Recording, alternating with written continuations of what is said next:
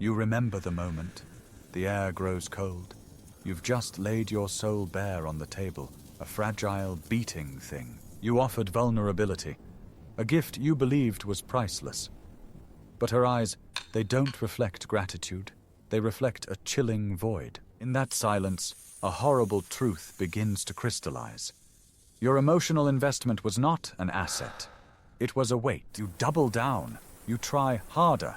You become a torrent of affection, a constant broadcast of your devotion. You think, if I just show her how much I care, she will see my value. A tragic miscalculation. Because the more you give, the more she withdraws. Each word of love becomes a push. Each grand gesture, a reason to retreat. You are drowning in the very ocean of emotion you created for her. And she is watching from the shore, unmoved. This isn't a flaw in her character. Not entirely. This is a fundamental mechanism of human psychology. A mechanism you have ignored. Welcome to the psychological vacuum. It is a principle as old as gravity. That which is scarce is valuable. That which is abundant is taken for granted. Your constant presence, your endless availability, your predictable devotion, you made yourself abundant. You became landscape. She didn't have to wonder about you. She didn't have to invest a single thought. You served her your entire being on a silver platter, and she never had to lift a finger. Respect, you see, is not given. It is earned. And in the dark theater of attraction, it is earned through mystery, through space, through absence. When you are always there, you occupy a space in her life. But when you are gone, you occupy a space in her mind. This is the vacuum, the void you create by pulling your energy back, by ceasing the broadcast. It is not an act of aggression. It is an act of self-preservation. You are not punishing her, you are reclaiming yourself. Suddenly, the predictable landscape is gone. The constant noise is replaced by silence. A question mark hangs in the air where you used to be. Her mind, conditioned to your presence, now encounters a void. And the human mind abhors a vacuum. She starts to fill it herself, with thoughts of you. Where is he? What is he doing? Why did he stop? The chase has reversed. She is now the one investing energy, bridging the gap, seeking the information you once offered so freely. This is not manipulation. This is emotional physics. You have simply shifted the center of gravity from her back to yourself. Let's call him Arthur. He was a poet, but his only muse was Eleonora. He wrote her sonnets, waited for her calls, rearranged his entire existence to be a perfect fit for the gaps in hers. Eleonora enjoyed the attention. At first, it was a comfortable warmth, a constant validation. But comfort soon breeds contempt. He became predictable, a utility.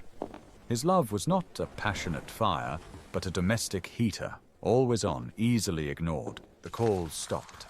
The dates were cancelled. Her replies became single words. The silence was deafening, and in that silence, something in Arthur broke.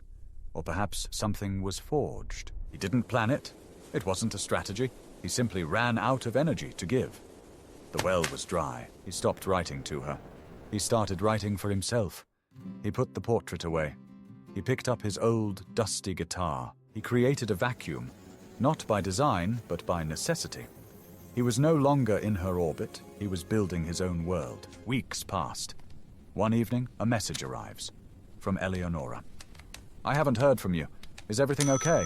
The question is not a question. It's a probe. An attempt to reconnect to the power source she took for granted. Arthur replies hours later.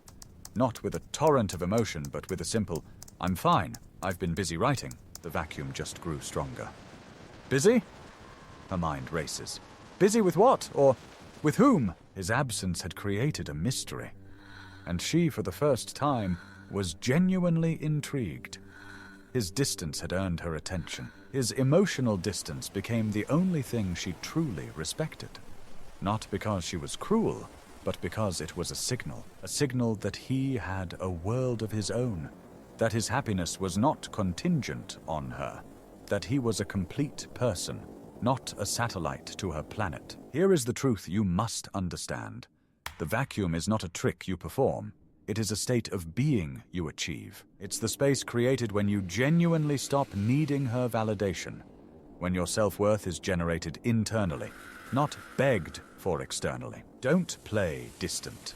Be distant, not from her, but from the desperate need that poisons your every interaction. Fill your own life with so much purpose, with so much passion, with so much meaning, that your attention becomes a valuable, scarce resource. Offer it freely, but not endlessly.